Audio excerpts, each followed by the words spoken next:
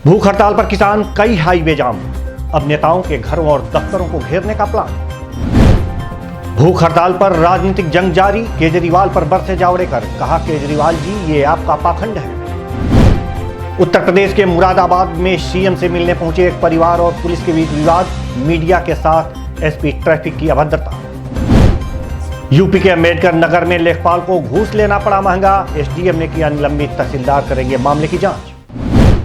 नमस्कार, IBN भारत में आपका स्वागत है। मैं हूं देवेंद्र कुशवाहा। रुख करते हैं खबरों की तरफ। कृषि कानूनों के खिलाफ दिल्ली की सीमाओं पर लगातार विरोध कर रहे किसान आज भूख हड़ताल पर हैं। आंदोलन को लेकर सरकार और किसानों के बीच कोई बीच का रास्ता नहीं निकला है। ऐसे में किसानों का प्रदर्शन तेज होता जा रहा है। दिल्ली के नाकों पर अलग अलग जगह किसान आज अनशन पर बैठेंगे। इस दौरान दिल्ली के मुख्यमंत्री अरविंद केजरीवाल ने भी उनका साथ देने की बात कही है और वो भी उपवास पर रहेंगे।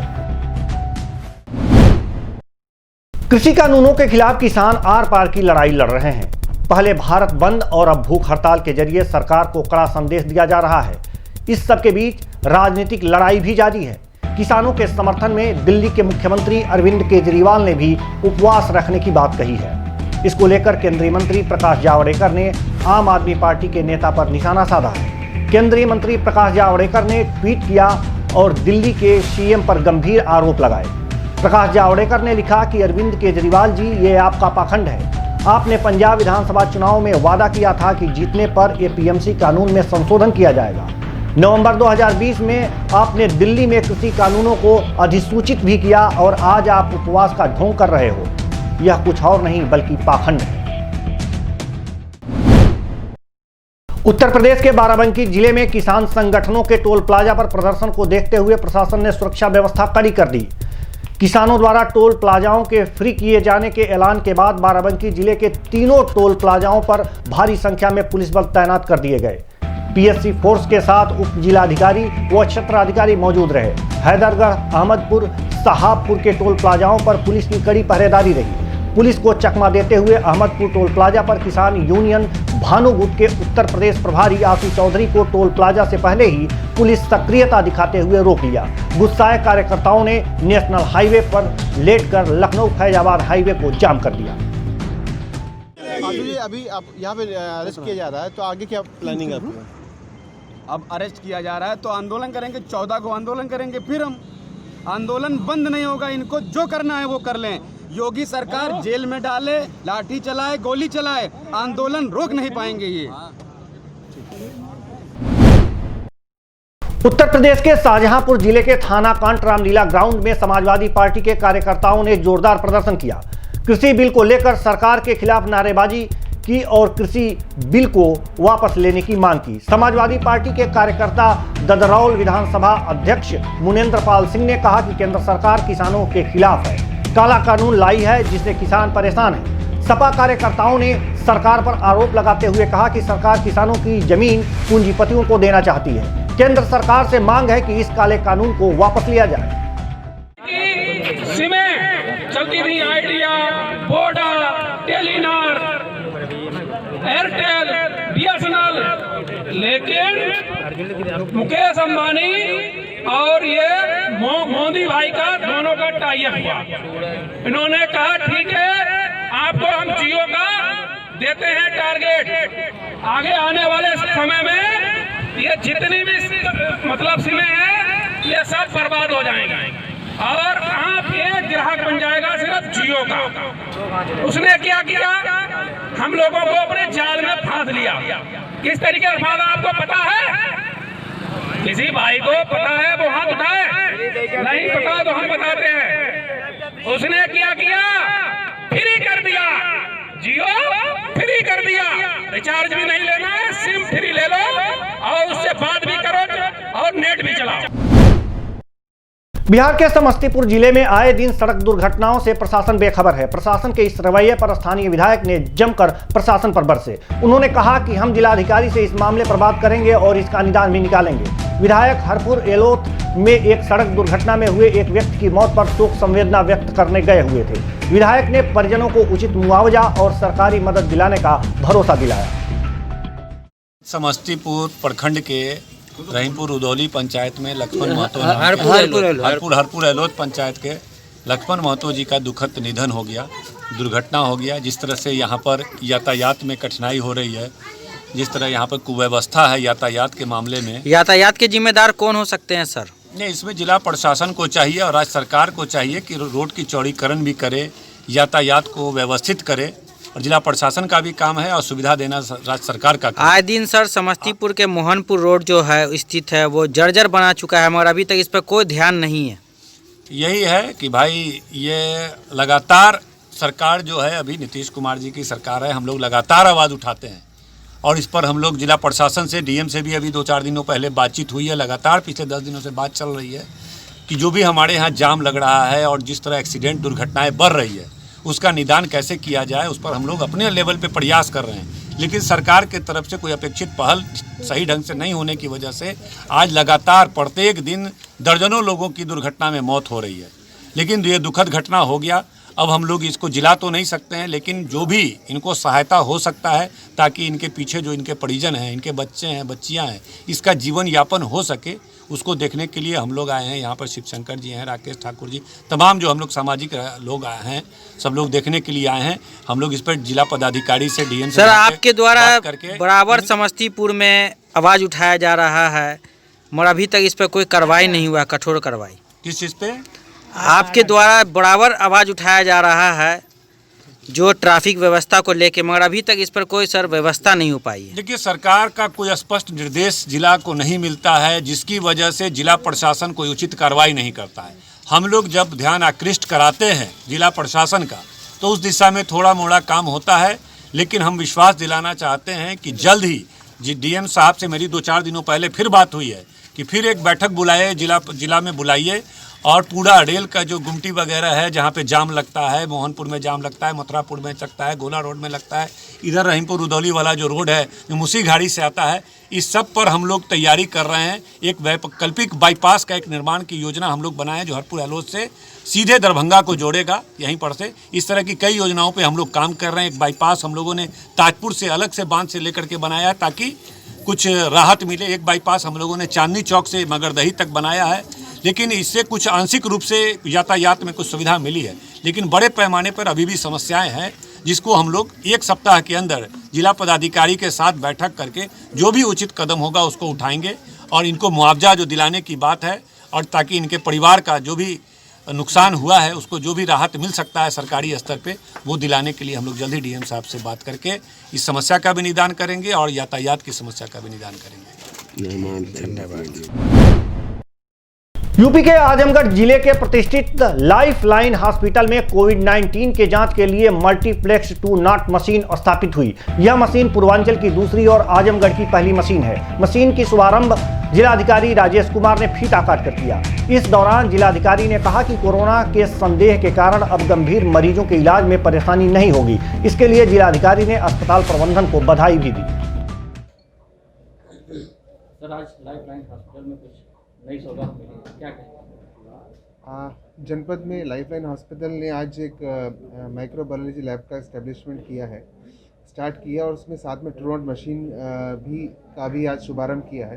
तो इससे एक जनपद के लिए बहुत जो हमारे प्राइवेट हॉस्पिटल्स हैं, लाइफलाइन खुद के लिए और बाकी अस्पतालों के लिए एक अच्छी फैसिलिटी डेवलप हुई है, जिससे कि जो कोविड का प्रोटोकॉल है, जो भी पेशेंट्स आते हैं उनको ट्रू नॉट मशीन के माध्यम से 1 घंटे के अंदर हम पता कर सकते हैं कि कोविड पॉजिटिव है कि कोविड नेगेटिव है।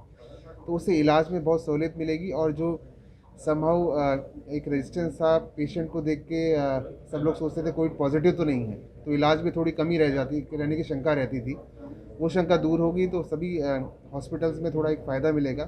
कोविड नेगेटिव आने के बाद प्रॉपर तरह से सर्जरीज़ और बाकी इन पेशेंट्स को इससे फ़ायदा मिलेगा। तो मैं बधाई देता हूँ लाइफलाइन हॉस्पिटल के समस्त स्टाफ को, एडमिनिस्ट्रेटिव विंग को, मैनेजमेंट को और सभी चिकित्सकों को कि उन्होंने एक कदम आगे बढ़ाया है और जनपद में एक अच्छी शुरुआत की है, जिससे कि हम कोविड के वर्तमान खतरे के साथ साथ हम बाकी चिकित्सीय सुविधा उपलब्ध करा सकते हैं। निजी क्षेत्र में और भी कहीं?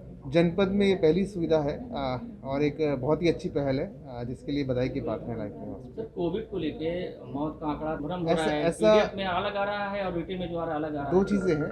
93 में 3 पेशेंट ऐसे थे जो अन्य जनपद के हमारे जनपद में सेंटर से चढ़ गए थे। होता क्या है कि जो सेंट्रलाइज्ड टेस्टिंग होती है उसमें आधार कार्ड के माध्यम से उसका एड्रेस लिया जाता है। तो कई बार जो लोग हैं, कुछ लोग पलायन कर गए या फिर शहर में रहने लग गए, तो वहीं पे उन्होंने टेस्ट कराया, वहीं पे रह रहे हैं, बट आधार कार्ड की वजह से हमारा जनपद अलॉट हो गया था, तो इसलिए 93 संख्या दिख रही थी। तो 3 का हम जब यहाँ से रिपोर्ट भेजा गया कि ये 3 हमारे जनपद के निवासी नहीं हैं, तो फिर वो वहाँ पे चेक करके उसको बाद में हटाया गया। दूसरा, 2 तरह की रिपोर्ट जाती है। एक जाती है रात के 12 बजे से अगली रात के 12 बजे तक, फिर एक जाती है शाम के 6 से अगले 6 बजे तक। तो उसमें कई बार कन्फ्यूजन हो जाता है। तो जो ये पेशेंट दिखाए गए हैं आज सुबह वाली रिपोर्ट में, ये सुबह 6 बजे से 6 बजे की रिपोर्ट है। जो हम दिखाते हैं मीडिया को भेजने के लिए, वो शाम के 6 से 6 तक दिखाते हैं। तो उसमें जो आप 35 बता रहे हैं वो वाली संख्या है, और जो आप अभी बता रहे हैं सुबह 6 से 6 बजे वाली, इसलिए ये रिपोर्ट हम लोग को मिले तो ज़्यादातर कुछ अखबारों में लगी 34 की और हम लोग लगाए 8 की। मैं CMO साहब से मैंने बोला है क्योंकि हर अखबार में, क्योंकि शाम को 6 बजे आवश्यकता होती है, तो इसलिए 6 से 6 शुरू किया था। तो आप वही उसको चालू कर दें, कोई एक सिस्टम बना के वही एक बार वाली रिपोर्ट सर बहुत बढ़िया है। वही देखिए, सरकारी अस्पताल में जो ट्रूनेट मशीन है, ट्रूनेट मशीन 2 तरीके की होती है। एक होती है डुप्लेक्स और एक होती है मल्टीप्लेक्स। तो डुप्लेक्स मशीन आपको सिर्फ कोविड के एक एंटीजन को चेक करती है और उसके 2 स्टेज होते हैं। इसको 2 बार में करना पड़ता है। फर्स्ट स्टेप में वो एक आइडेंटिफाई करती है कि क्या ये जो वायरस है ये पेशेंट कोरोना वायरस की फैमिली का है या नहीं, पहली बात। और दूसरी बात कि अगर ये कोरोना वायरस फैमिली, तो कोरोना वायरस फैमिली एक बहुत ब्रॉड फैमिली है, और उसमें क्या ये कोविड-19 है, SARS-CoV-2 जिसका नाम है वैज्ञानिक नाम। तो सेकेंड जो जांच होती है वो कोविड-19 से रिलेटेड होती है। तो उसको 2 स्टेज में करना पड़ता था पहले। लेकिन जो ये मशीन है जो लाइफलाइन में इंस्टॉल हुई है, ये एक मल्टीप्लेक्स ऐसे है जो सिंगल बार में ही आपको दोनों एंटीजन एक बार में चेक करती है। इसलिए इसकी सेंसिटिविटी और इफिकेसी इक्विवेलेंट टू RT-PCR है, क्योंकि इसके ट्रू नेगेटिव का मतलब कि पेशेंट ट्रू नेगेटिव है, वो कोविड नेगेटिव है, और अगर इसका ट्रू पॉजिटिव है तो इसका मतलब पेशेंट ट्रू पॉजिटिव है और वो कोविड पॉजिटिव है। तो इस मशीन की ऑथेंटिसिटी RT-PCR के इक्विवेलेंट है। तो डॉक्टर प्लीज बता रहे थे और भी जांच की सुविधा कुछ नहीं हुई है इसमें। इस मशीन से न सिर्फ हम कोविड बल्कि ट्यूबरकुलोसिस, डेंगू, चिकनगुनिया इसके बारे में भी जानकारी प्राप्त कर सकते हैं, टाइफाइड की ऑथेंटिक रिपोर्ट प्राप्त कर सकते हैं। और इतना ही नहीं बल्कि मशीन से जो ट्यूबरकुलोसिस के रेजिस्टेंट बैक्टीरिया हैं उनमें कौन सी दवा काम कर सकती है, हम इस मशीन से ये पता कर सकते हैं। तमाम एडवांस जांचें जैसे कि HLA-B27 और इससे रिलेटेड तमाम एंटीजन जो कनेक्टिव टिश्यू डिसऑर्डर से संबंधित होते हैं, उनकी जांचें भी हम इस मशीन से करने में सक्षम हैं। और ये सारी जांचें आजमगढ़ में पहले उपलब्ध नहीं थी। डॉक्टर जैसे कि सिर्फ लाइफलाइन के हॉस्पिटल के मरीजों के लिए रहेगी या दूसरे हॉस्पिटल के मरीजों के लिए भी अगर करना चाहें तो? ये पूरे आजमगढ़ के लिए, पूरे जोन के लिए है, ये ह्यूमैनिटी के लिए है, ये समाज के लिए है। उत्तर प्रदेश के मुरादाबाद जिले में सर्किट हाउस के बाहर उस समय हंगामा बरपा जब सीएम से मिलने पहुंचे लोगों को पुलिस ने अंदर जाने से मना कर दिया। बदले उन्हें जीप में भरकर कहीं और ले जाया गया। रामपुर के शाहबाद में मुरादाबाद पहुंचे एक परिवार का कहना था कि उसकी बहन को कुछ लोग ले गए जिसका कोई पता नहीं। पुलिस भी कुछ नहीं कर रही, इसलिए आज मुख्यमंत्री से मिलने आए हैं, लेकिन यहाँ से अब हमें कहाँ ले जाया जा रहा है हमें खुद नहीं मालूम। इस दौरान सर्किट हाउस के बाहर मौजूद SP traffic Ashok Kumar media कर्मियों से भी नोकझोंक करते नजर आए। वे किसी मीडिया कर्मी के छू जाने से नाराज दिखाई दिए। क्या मीटिंग में क्या हुआ? कोर कमेटी की बैठक थी। पार्टी के पदाधिकारियों को 2022 का निर्देश दिया है कि सब संगठन को मजबूत करें और 2022 की योजना बनाएं और भारतीय जनता पार्टी की सरकार उन्हें 2022 में फिर से आए, ऐसा सभी कार्यकर्ताओं को आदरणीय माननीय मुख्यमंत्री जी ने आदेश दिया। माननीय प्रदेश अध्यक्ष स्वपन देव जी भी आए, सारे मंडल प्रभारियों की, पूरे मंडल की यहाँ पर बैठक हुई और पूरे मंडल के पार्टी के पदाधिकारी यहाँ पर मौजूद रहे और अभी बैठक का समापन हुआ। भूपेंद्र मंत्री जी आए थे, अभी पुलिस को दरोगा ने है ना, भूपेंद्र मंत्री जी की जो हमें गाड़ी रोकी और SP आ रहे, वो SP ट्रैफिक साहब ने बदतमीजी करी मीडिया से, क्या कहना चाहेंगे? ऐसा कुछ नहीं है, सब लोग सरकार का, प्रशासन का सहयोग कर रहे हैं। प्रशासन हमारे साथ है, सरकार हमारी है, तो ऐसा हो ही नहीं सकता। मीडिया से बदतमीजी करी ना? नहीं, मीडिया से बदतमीजी करने का सवाल ही नहीं होता। मीडिया की वजह से तो आज सरकार हमारी सत्ता में है, और मीडिया का हम लोग भी सब सपोर्ट करते हैं, और मीडिया हमारी सरकार और प्रशासन का सपोर्ट करते हैं। अगर ऐसा होता है तो क्या आप क्या? ऐसा है ही नहीं, मीडिया प्रशासन के साथ है, प्रशासन मीडिया के साथ है। पूरा प्रकरण यह है कि आज शाम 5 तारीख शाम 5 बजे को मेरी बहन लापता है, उसे उठा लिया गया। उसे पुलिस प्रशासन को इसमें करने दी है। पुलिस ने आपने सुनवाई नहीं करी आपकी? जी नहीं। तो कितना टाइम हो गया? आज 5 तारीख को शाम को उठा लिया गया उसे। यहाँ पर क्या आज मुख्यमंत्री जी से मिलना है? जी, मुख्यमंत्री जी से मिलना मुझे आज। तो फिर क्या हुआ? बैठो तो गाड़ी। क्या नाम है आपका? क्या नाम है? जी, अमर सिंह। आप लड़की के क्या है? कहाँ लेकर जा रहे हैं आप? लड़की कितने साल की है? लड़की लेकर जा रहे हैं? कहाँ लेकर जा रहे हैं? हो गया।